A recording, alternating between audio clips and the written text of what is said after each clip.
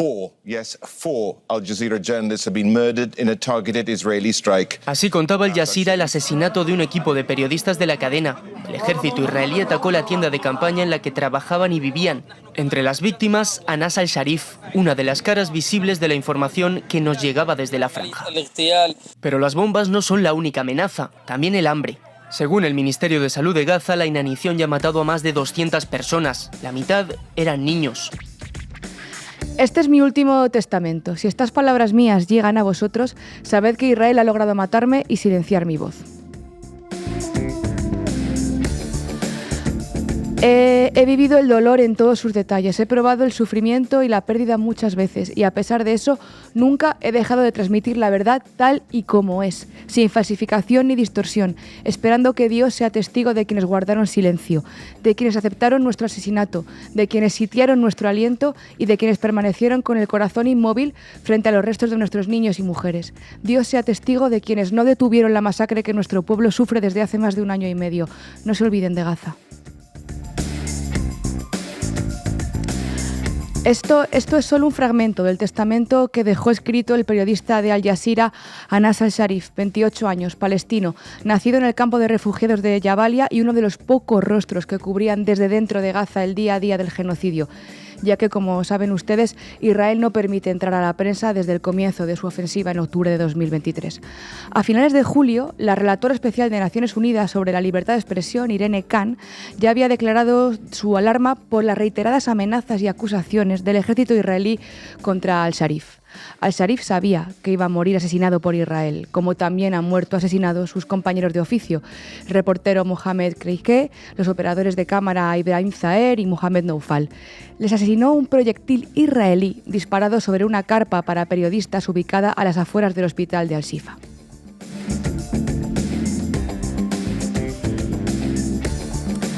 Al-Sharif sabía que iba a ser asesinado y en la ONU también sabían que eso iba a suceder. La periodista Caitlin Johnston escribió hace no mucho una carta dirigida a las generaciones futuras a la que nos sumamos desde aquí con nuestras palabras por si dentro de unos años o de unas décadas, quién sabe, pues alguien se reencuentra de casualidad con ellas. Querida gente del futuro, claro que sabían lo que estaba ocurriendo. Lo sabían en todas las redacciones y en las asociaciones de prensa y en los colegios de periodistas que no se atreven a alzar la voz por sus compañeros de oficio. Lo sabían todas las inteligencias internacionales, las cancillerías, los ministerios, los ministros. Lo sabían en el despacho de Borrell y en el de Kaja Kallas y en el de Biden y en el de Trump. Lo sabían todos esos filántropos cargados de buena voluntad, las celebridades y los embajadores de las buenas causas amables que durante casi 2 años han permanecido en silencio cuando había que hablar de Gaza. Lo sabían los que apagaban la tele y miraban para otro lado. Y lo sabían, claro, los que repetían la propaganda de Tel Aviv para que sonase más alto que las bombas y que los cuerpos reventados de hambre. Todos ellos veían las mismas imágenes que veíamos nosotras y nosotros. Sabían que Israel mentía una y otra vez. Les vimos poner excusas e ignorar hechos indiscutibles cada día. Pero no había ninguna duda de lo que estaba pasando, de lo que estábamos contemplando. Que nadie os cuente que no sabían lo que estaba pasando. Recordarles siempre esa vergüenza. Obligarles a que lleven sobre sus espaldas el resto de sus vidas esa culpa. Pero sabed esto también, gente del futuro. Hubo millones de personas en todo el mundo que se movilizaron. Hubo resistencia en Palestina y hubo solidaridad internacional. E Israel en el camino se convirtió por su propia mano en un paria, en un ente repulsivo y rechazado, en el culmen de todo lo abominable, de todos los valores que apestan la tierra. Por eso hoy Israel enfrenta el repudio internacional y también dificultades internas, no pocas, y no solo en lo político, también en lo militar. De eso queremos hablarles hoy y de paso cumplir humildemente y en la medida de lo que podemos desde el lugar de cada una, uno de los deseos de ese periodista, de Anas al-Sharif. Por favor, sigan hablando de Gaza, no se olviden de Palestina. Bienvenidos y bienvenidas a La Base. La Base.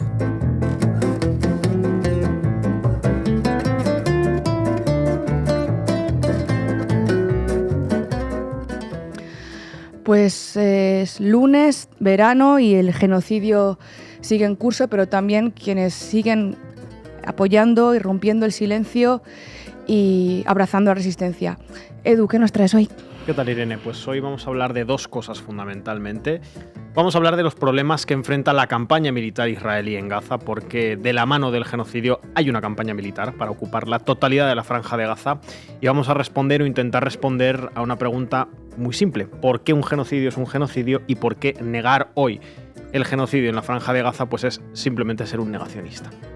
Me alegra mucho contar con el compañero Edu, porque parece que a veces, como decía Brecht, hay que explicar lo obvio, pero es que lo obvio, además, también aquí lo enseñamos con datos, con ciencia política, con geopolítica sobre la mesa. Además, vamos a contar también con Tomás, que es una de las voces de Judíes por Palestina, un colectivo que también está haciendo su parte en la lucha y en la denuncia del genocidio y contra el Estado sionista y asesino de Israel. Arrancamos, Ro.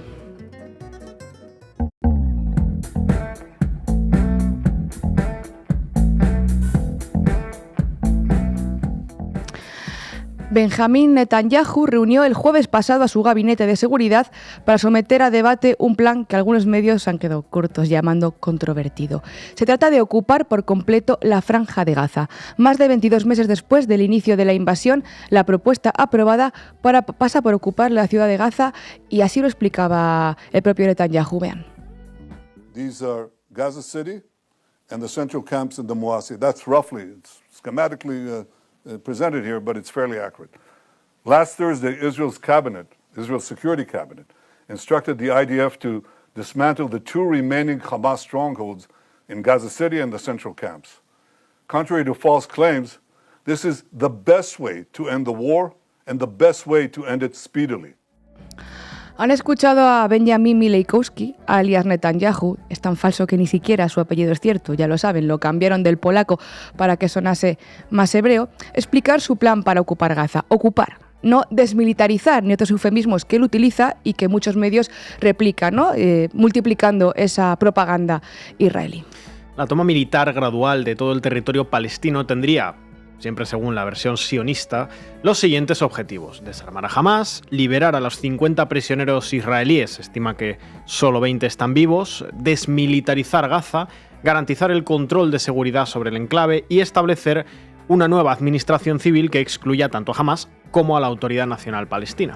En resumen, Edu, Netanyahu Milejkowski ha anunciado a bombo y platillo que va a ocupar Gaza, que va a reducir los escombros, que va a expulsar o a masacrar a sus habitantes y que va a establecer un gobierno títere en la franja.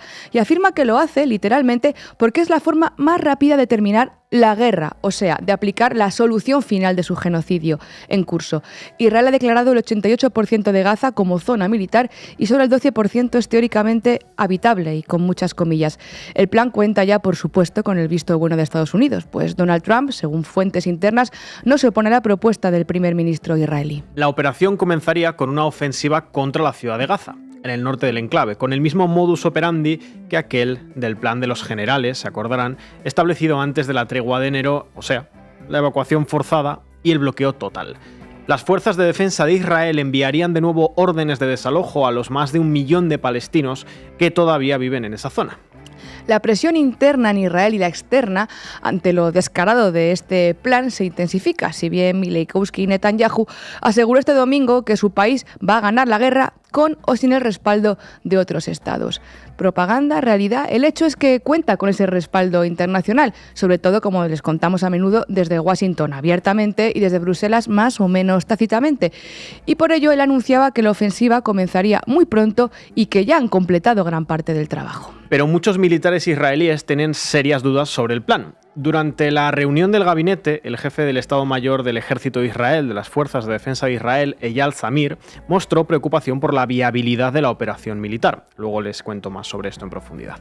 Y es que, hablando de la presión interna, a las manifestaciones masivas en Tel Aviv que piden negociaciones para conseguir la vuelta de los rehenes, se sumaba la semana pasada una carta de más de 600 exmiembros del Mossad y de las fuerzas de seguridad israelíes que pedían a Trump promover un alto el fuego en Gaza.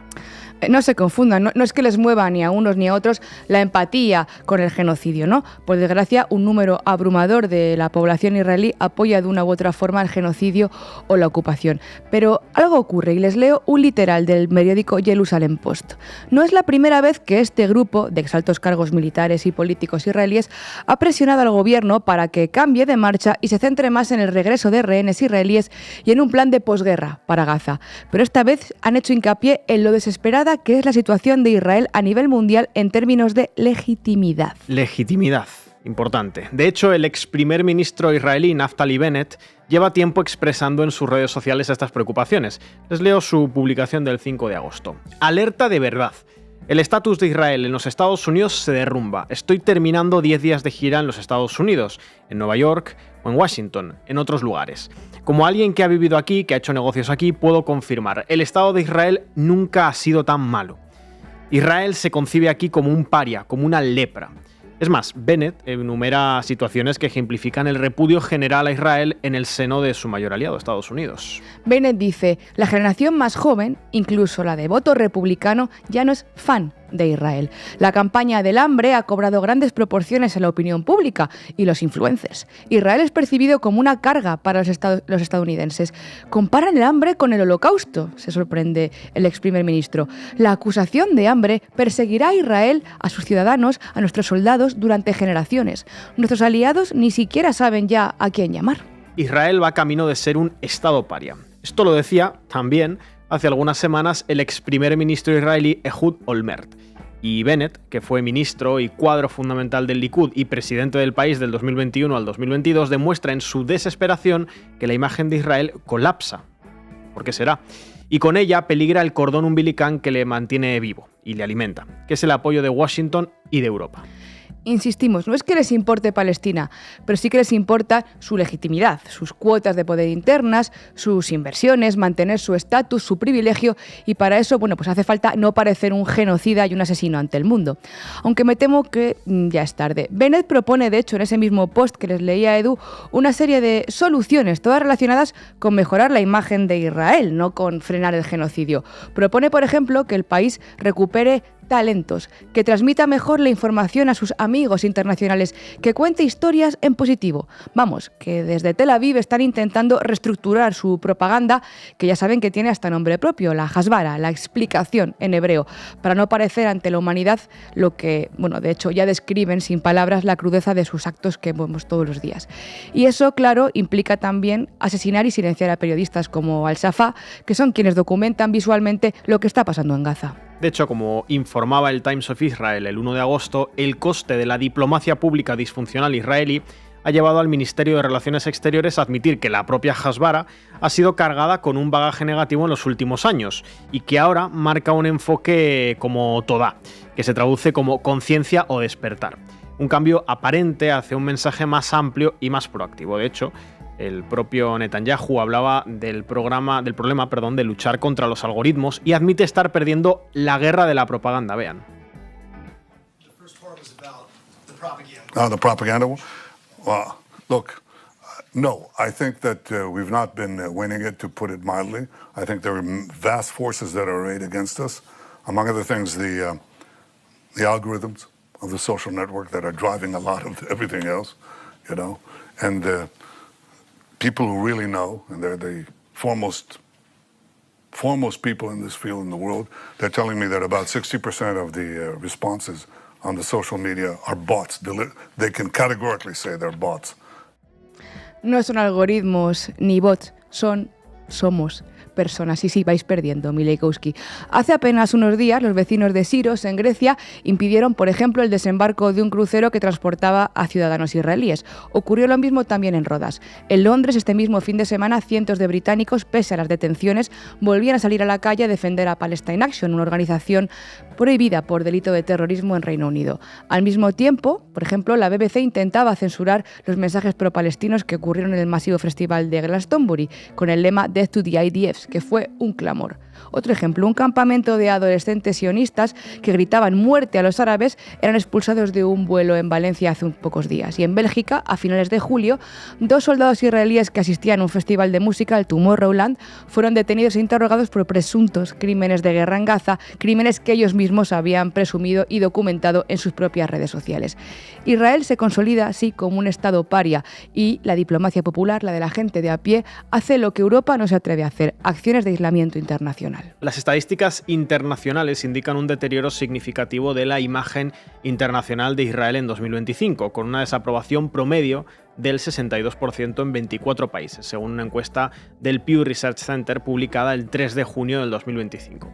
El Global Soft Power Index 2024 advertía ya que Israel cayó 42 puestos en el ranking, ubicándose en el lugar 121, que es, lógicamente, su peor posición histórica.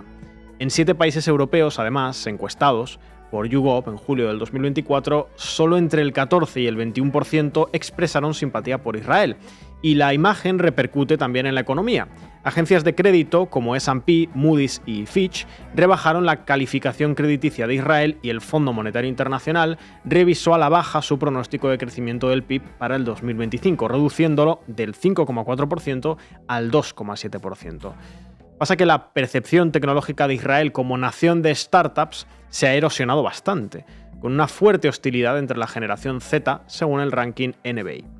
Y todo pese a que Israel ha incrementado el presupuesto en diplomacia pública en 150 millones de dólares en 2024.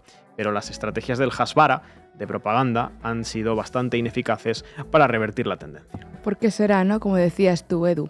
Pues nada, miren, como dijo un sionista de pro, José María Aznar, que ya saben que se puede ser católico, apostólico y sionista, tenemos unos cuantos en este país, esto no va de fe ni de ideología, dijo, el que puede hacer que haga, ¿se acuerdan, verdad? Bueno, pues tomemos sus palabras, pero para reapropiárnoslas. Sigamos haciendo contrainformación, sigamos cuestionando los relatos, sigamos compartiendo voces y trabajo de periodistas y de activistas valientes.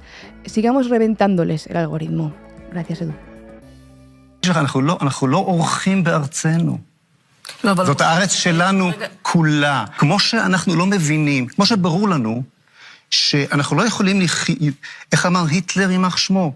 אני לא יכול לחיות בעולם הזה אם יש יהודי אחד נותר בו. אנחנו לא נוכל לחיות בארץ הזאת עם אסלאמו נאצי אחד שכזה נשאר בעזה.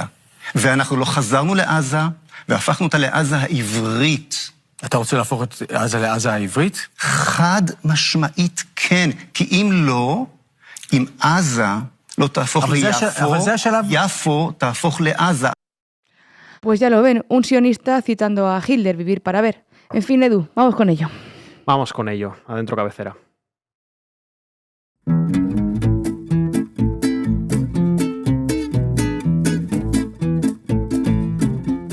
Bueno, aunque esta no sea la sección datos y relatos, me gustaría que empezásemos con un titular, fijaos. Euronews, 16 de julio del 2025. 3 suicidios en 10 días agravan la crisis psicológica en el ejército de Israel. Dice, el ejército israelí enfrenta una grave crisis de salud mental con 44 suicidios desde el inicio del genocidio en Gaza. Continúa la noticia, lo del genocidio hemos tenido que corregirlo nosotros, se les habrá colado. El aumento del estrés postraumático, la presión por prolongar el servicio y la falta de personal están afectando seriamente la moral, dice la noticia. Qué cosas, o sea, Edu, que perpetrar un genocidio bestial, cruel y desalmado contra civiles, incluidos niños y bebés, está afectando la moral del ejército de Israel. Por lo que sea, sí. Vayamos al cuerpo de la noticia. El diario israelí Yediot Aharonot dijo que el soldado sirvió en Gaza durante más de un año, mientras que otro soldado de la brigada Golani se pegó un tiro en el interior de la base de Temán, en el desierto del Negev, tras someterse a una investigación llevada a cabo por la Policía Militar de Investigación, tras la cual decidió retirar su arma personal, pero más tarde consiguió utilizar el arma de su compañero para suicidarse. El sitio web Walla también informó de un tercer caso de un soldado que se suicidó durante la misma semana tras meses de sufrimiento psicológico relacionado con el genocidio en Gaza y la guerra en Líbano, así como las duras escenas que le acompañaron. Según el Instituto de Estudios de Seguridad Nacional de Israel, el ejército sionista está enfrentando una de las peores crisis de personal en su historia. El desgaste físico y psicológico de las tropas está afectando a la misma estructura militar y está encendiendo debates de fondo en la sociedad sionista. Los casi 1000 soldados muertos desde el inicio del genocidio pues refuerzan esta tendencia. Es una cifra nimia, ¿no?, comparada con la cantidad de palestinos asesinados en Gaza, por supuesto, pero parece claro que es la única que importa a buena parte de la prensa y la política en Israel. En fin, en cualquier caso, lo cierto es que el genocidio contra los palestinos va acompañado de una campaña militar de conquista y colonización. Al menos eso pretende Israel. Bajo la narrativa de la liberación de los rehenes, el ejército de Israel justifica internamente los movimientos de su ejército, a pesar de que el gobierno del genocida Netanyahu ha dejado ya claro que la salud de las pocas decenas de rehenes que siguen vivos y en manos de Hamás es un asunto pues de quinto grado, ¿no? Sí, por supuesto. Tanto el genocidio como la conquista militar están muy por encima en el orden de jerarquía de Tel Aviv. A estas alturas, si los rehenes tienen que morir, muchos de ellos, por cierto, como consecuencia de la hambruna o de los bombardeos, pues que mueran. Eso es lo que piensa Netanyahu. Lo piensa y lo aplica. Veréis, Israel ha decidido recientemente profundizar la campaña militar en la Franja de Gaza. Tal como varios medios veníamos advirtiendo desde hace muchísimo tiempo, el gobierno de Netanyahu ya ha confirmado que pretende invadir la totalidad de Gaza, se lo contábamos, y permanecer allí de forma indefinida. Es decir, Israel ya se ha propuesto formalmente la conquista absoluta de la franja. Junto al genocidio, la campaña militar completa y la destrucción de toda la infraestructura avanzará la colonización. Pretenden lograr una cisjordanización masiva de la Franja de Gaza. Por supuesto, esto vulneraría de arriba abajo la legislación internacional y los acuerdos de Oslo, pero vamos a ser sinceros, esto ya no importa lo más mínimo a estas alturas. Pues la verdad es que, por desgracia, no. Gracias a la complicidad de Europa y de Estados Unidos, ¿no? La verdad es que este ha sido uno de los grandes éxitos israelíes, hacer saltar por los aires las normativas. Sí, la verdad es que sí. No obstante, a pesar de todo, en el apartado estrictamente militar, Israel está enfrentando algunos problemas. A pesar de todo, Hamás y el resto de la resistencia armada palestina sigue existiendo, no han conseguido terminar con ella, y aunque en condiciones de evidente inferioridad a todos los niveles, sigue logrando frenar el avance sionista en la Franja de Gaza. No puede impedirlo, no está pudiendo impedirlo, pero sí ralentizarlo. En cierta medida, la ocupación total de Gaza sería un esfuerzo de Israel de terminar con toda resistencia armada a su genocidio.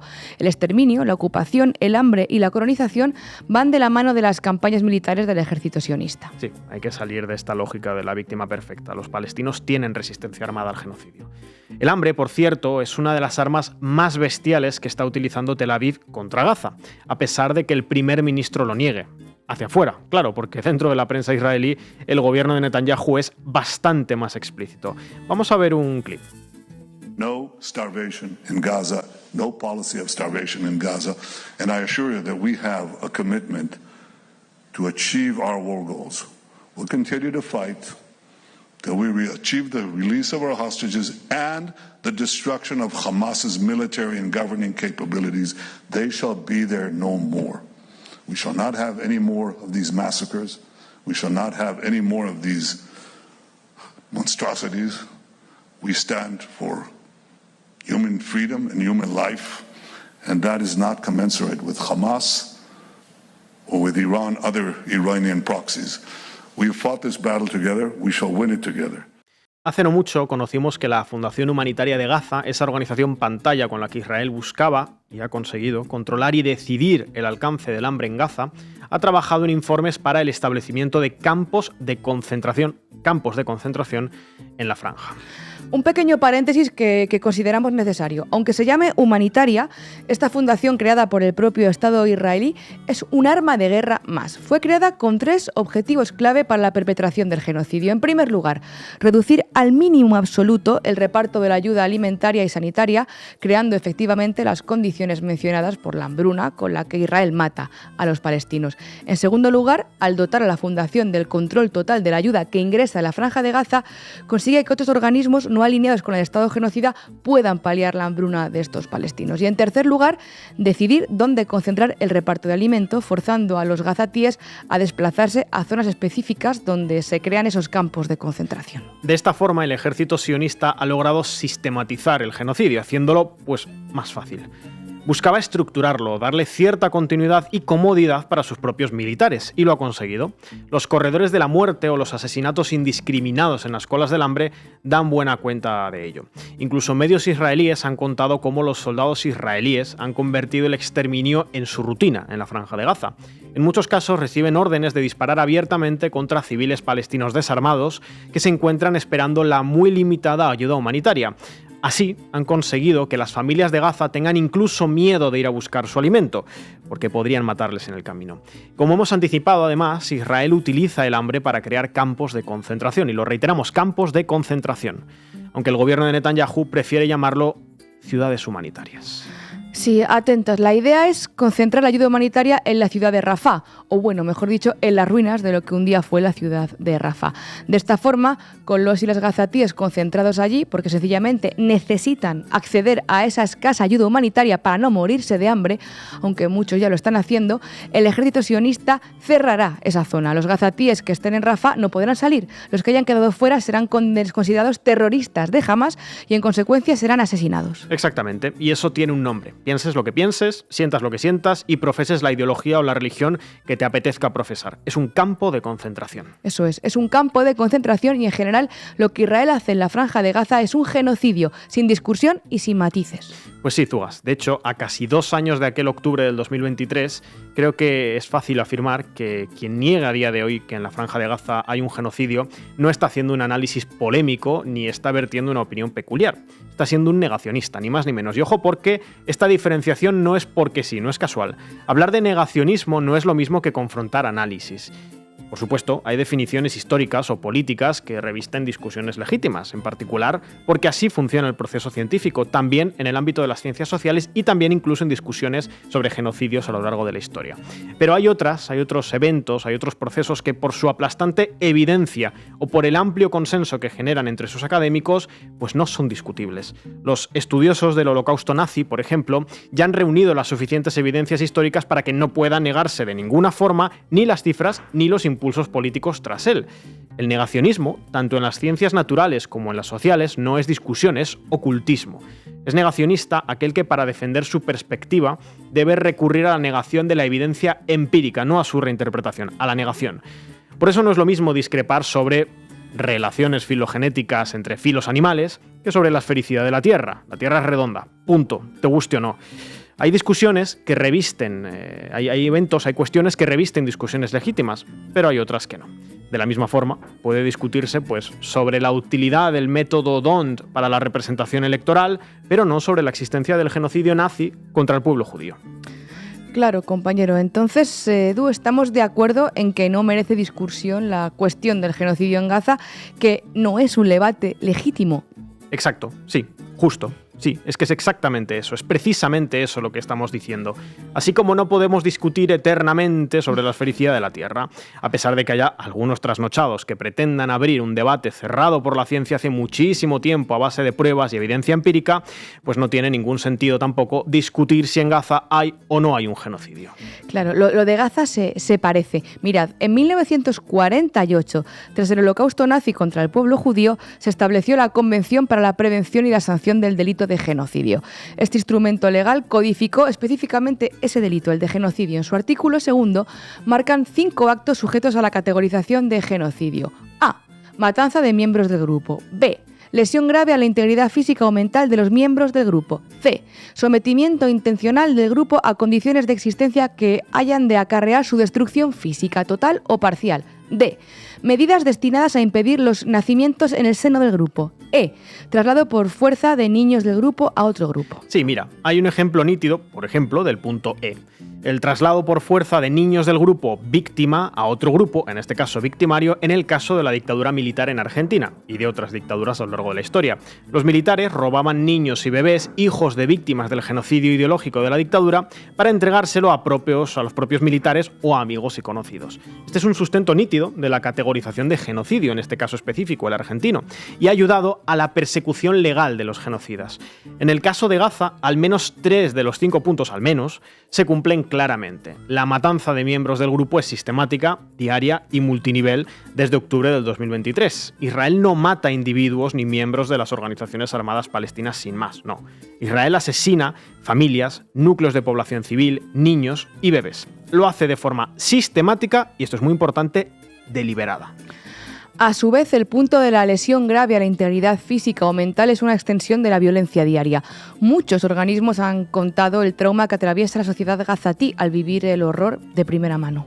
El sometimiento intencional del grupo a condiciones de existencia que hayan de acarrear su destrucción física total o parcial es también absolutamente innegable. Como os hemos contado, la Fundación Humanitaria Israelí se encarga específicamente de matar de hambre a los palestinos. Sí, Edu, pero es que además Israel cumple de manera flagrante el elemento que cierra el círculo del genocidio. Escuchad, aunque los actos violentos expuestos anteriormente son execrables y odiosos en cualquier contexto, hay una variable para determinar sin matices la existencia de un genocidio, el dolus specialis. Sí, dolus specialis. Este criterio, presente en el Estatuto de Roma de 1998, dice que genocidio es la combinación de alguna o varias de las acciones mencionadas anteriormente, reiteramos, se cumplen como mínimo 3 de 5, junto con la declarada intención de destruir al grupo en cuestión.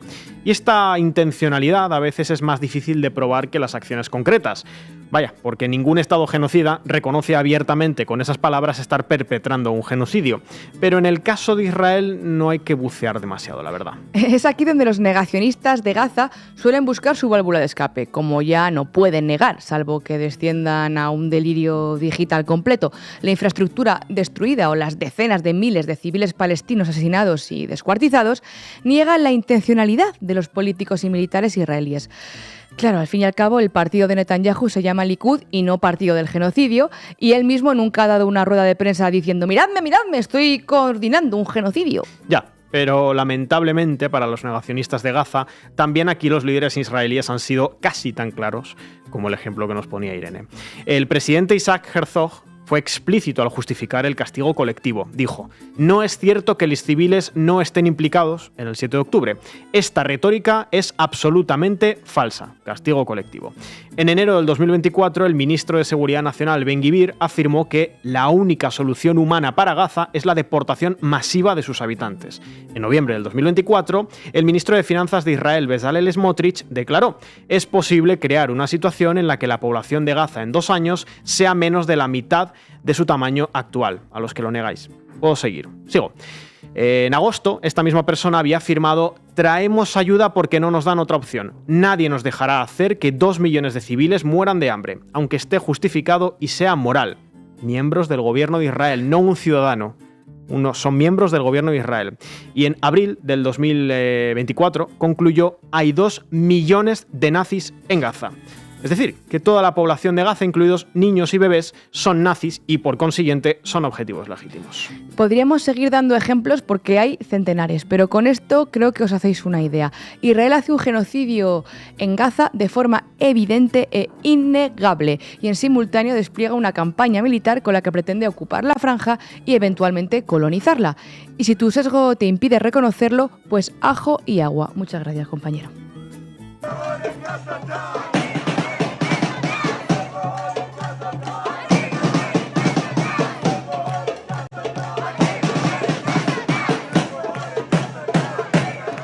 Hoy contamos con Tomás, que como les hemos adelantado al inicio, es una de las voces del colectivo Judíes por Palestina, que forma parte de las más de 20 organizaciones en 15 estados de voces judías por Palestina. ¿Qué tal, Tomás? Encantado de saludarte desde la base y nos gustaría preguntarte, bueno, en primer lugar, ¿qué es Judíes por Palestina y por qué, cómo y por qué la sociedad civil israelí apoya el genocidio, aunque haya, protestas coyunturales contra Netanyahu? Buenas, yo soy Tomás, de Judíos por Palestina. Les agradezco mucho a la base por la invitación. Nosotros somos una agrupación que organiza la comunidad judía en Argentina, pero también a nivel internacional, en la coordinación con el Global Jews for Palestine, contra la política del sionismo, contra el exterminio del pueblo palestino y defendiendo su derecho a la resistencia y su derecho a autodeterminación. En relación con la pregunta que me plantean ¿cómo es que se legitima un genocidio en el interior del Estado de Israel, que es un fenómeno que todo el mundo se pregunta? Me parece importante señalar primero que es un fenómeno que no arrancó ahora. que no arrancó el 7 de octubre de 2023, sino que es de larga data y tiene que ver con la fundación misma del Estado de Israel. El Estado de Israel aparece como un emprendimiento colonial que está basado en la supremacía judía y donde la población nativa aparece como un problema a resolver. ¿Cómo? Bueno, mediante toda una ingeniería social que implica leches separadas, o sea, un régimen de apartheid, separación física entre judíos y palestinos, fragmentación al interior de los espacios palestinos, desplazamiento, o sea, limpieza étnica. Y en la medida que hay una resistencia del pueblo nativo, el colonialismo de ocupación tiende a la eliminación física de ese problema, o sea, el genocidio. Y esto nosotros lo conocemos por la propia experiencia americana. Ahora, la expresión ideológica de todo esto es que los palestinos aparecen como una amenaza, que es una cosa que aparece continuamente reforzada por el establishment, por los medios. Es una visión paranoica que se refuerza con la manipulación de la memoria de los pogroms y del genocidio nazi, en donde se insiste en la caracterización de los judíos como meras víctimas que están obligadas a defenderse. Entonces se traza un falso hilo de continuidad entre dos fenómenos que son completamente distintos y opuestos por el vértice, que es por un lado la legítima y explorable resistencia de los palestinos a la opresión colonial israelí con la maquinaria de exterminio nazi. En el caso de Gaza aparece particularmente como peligrosa en la visión israelí porque ahí hay 2/3 de la población que son expulsados de la Nakba o descendientes expulsados de la Nakba. Por eso ya desde el 67 hay intentos de despoblar Gaza y bueno, desde los años 2000 la franja se ha convertido en una prisión a cielo abierto. Como mantener la ocupación militar tanto en Gaza como en el resto de los territorios ocupados implica un esfuerzo militar continuo, el ejército aparece como una columna vertebral de la organización social de Israel. Y tanto por este hecho como por el hecho de que hay colonos armados que permanentemente están perpetrando avances sobre los territorios, las fronteras entre la población militar y civil se desdibujan, digamos, ¿no? Esto lo cuenta, es una experiencia que cuenta mucha gente que ha vivido en Israel.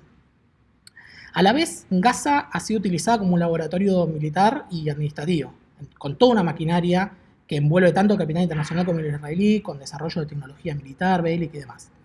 Entonces, quienes trabajan en las fuerzas represivas y en la industria de armamento y en la tecnología bélica tienen un interés puesto en la supervivencia de este régimen, tanto en Gaza como en el conjunto de la Palestina histórica. Es un interés material que se retroalimenta con la visión del servicio militar como una cuestión moral, de defensa del pueblo judío y demás. Entonces, el régimen colonial está en la base de una ideología supremacista, desde la caracterización que se hacía en su momento de Palestina como una tierra sin pueblo, a la negación misma de que existe un pueblo palestino como tal, y con estereotipos que pintan a los árabes como bárbaros, terroristas, incapaces de desarrollo. Todo esto ha sido muy respaldado por el imperialismo yanqui y europeo, que están muy interesados en tener un enclave propio en Medio Oriente, y en general la mayoría de los estados que reproducen esto porque están sometidos a esa política del imperialismo. Entonces, en todo este contexto no extraña que la evolución política en Israel haya ido cada vez más hacia la ultraderecha. En relación con todo este aspecto, digamos, esto es el aspecto histórico. Ahora, ¿qué pasa desde el 7 de octubre? Bueno, desde el 7 de octubre, que de alguna manera implicó un daño a la autopresentación de Israel como un poder colonial intocable, bueno, sí, a partir sobre el miedo, la humillación, el shock, el gobierno de Netanyahu aprovechó para dar un salto en la política genocida, ¿no? Con todas las consecuencias que estamos viendo. ¿Y cómo se da la legitimación? Bueno, a través de un montón de mecanismos. Por un lado, a partir de la equiparación, como decía, del ataque anticolonial que se produjo el 7 de octubre con el nazismo, y ocultando la opresión sistemática que dio lugar a este ataque colonial. Pero a la vez las expresiones de deshumanización de los palestinos, que ya se veían cada vez de forma más creciente, se han multiplicado. Tenemos funcionarios catalogando de animales humanos a los palestinos, asegurando que los detenidos en cárceles israelíes deben ser tratados como basura, medios negando que haya inocentes, soldados burlándose de sus víctimas. Y este operativo de legitimación tiene dos aspectos que podrían parecer contradictorios, pero son complementarios.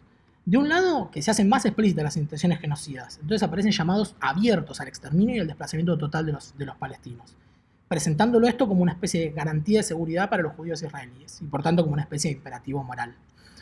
Y del otro hay un ocultamiento sistemático en los medios israelíes de las consecuencias de sus acciones, pese a que están documentadísimos los hechos, como nunca en la historia. Un genocidio nunca ha sido tan documentado como este. Entonces esto se realimenta con un fenómeno del que hablan muchos, tanto por ejemplo la Organización de Derechos Humanos B'Tselem, como Omer Bartov, que es un especialista en genocidio que es israelí-estadounidense, que es que gran parte de los judíos israelíes no quieren ver ni oír nada sobre el daño que se le causa a los palestinos. Entonces eso obviamente facilita que se generalizan fenómenos como la negación de la hambruna forzada.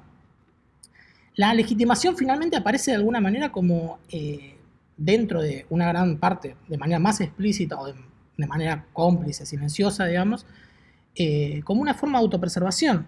La gente tiende a creer, y esto grandes analistas de la ideología como Althusser lo han señalado muy bien, tiende a creer cosas que le convienen.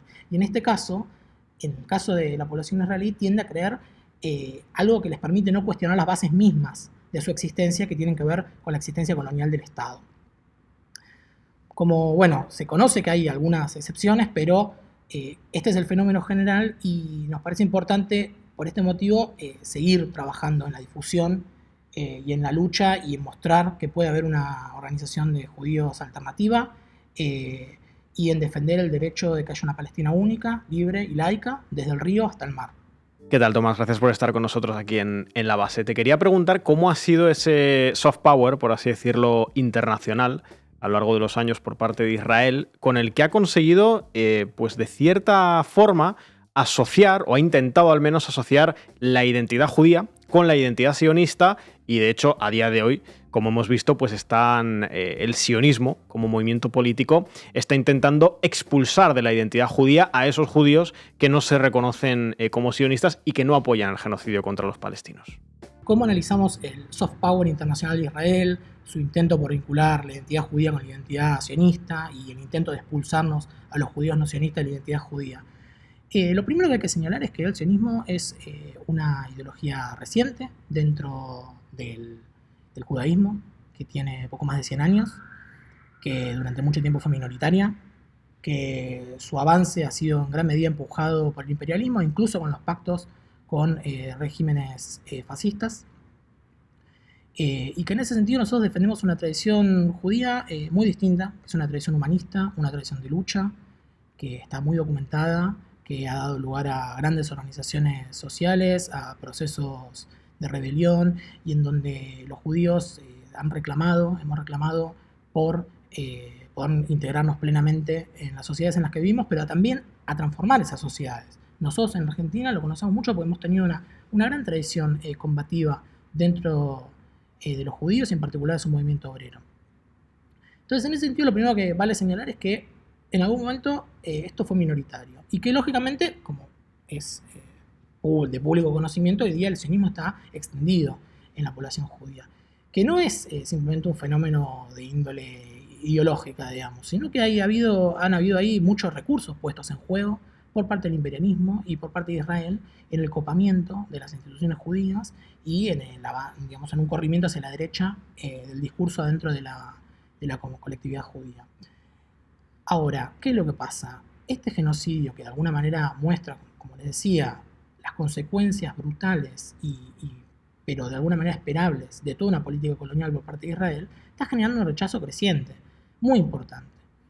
Nosotros lo hemos visto, obviamente, con las movilizaciones en Estados Unidos, en Australia, en Inglaterra, en Sudáfrica, bueno, en muchos países donde la comunidad judía se ha movilizado con fuerza, pero también en Argentina estamos viendo que se está abriendo, a partir de los últimos meses, se está desbloqueando una traba impuesta por el Estado de Israel y por el sionismo en Argentina, que es muy fuerte. El sionismo tiene un peso muy fuerte en Argentina, está muy ligado a todos los partidos del régimen, como se puede ver, bueno, desde ya con el gobierno de Milei, que es un gobierno fanático y apoya abiertamente el genocidio. Bueno, ahora estamos luchando justamente contra el intento de traer a Netanyahu a la Argentina.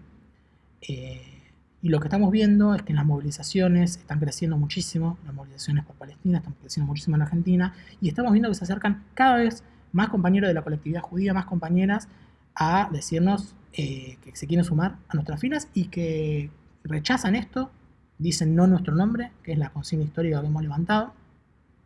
Y en ese sentido tenemos planteado una gran agenda por delante. Que obviamente nosotros siempre destacamos que acá los protagonistas son los palestinos y es su resistencia, y nosotros hemos defendido eso y lo seguimos defendiendo, y consideramos que el factor activo y los que tienen la agencia para llevar adelante un proceso que termine con la política colonial de Israel y que permita lo que nosotros planteamos, que es una Palestina única, laica, unida. Bueno, consideramos que los palestinos son los protagonistas de ese proceso. Sin embargo, nos parecía importante expresarnos y empezar a organizarnos como parte de, como les decía, de una organización internacional que es Global Youth for Palestine, y poder mostrar que existe una tradición judía alternativa, que nosotros recuperamos esa tradición, pero que además estamos trabajando en construirla, o en reconstruirla y en ir para adelante, planteando justamente, bueno, cómo nos tenemos que organizar los judíos para abrir una política distinta. Y es un debate que se está dando incluso al interior de las organizaciones, es decir, bueno, ¿cómo hacemos para generar nuevos espacios por fuera del sionismo? Es decir, no solamente el rechazo al Estado de Israel, sino además empezar a generar una organización judía alternativa. En este sentido, creo que es muy promisoria la situación, si bien obviamente se está dando sobre la base de una situación muy terrible, pero que de alguna manera muestra los límites y la porquería que implica la política colonial.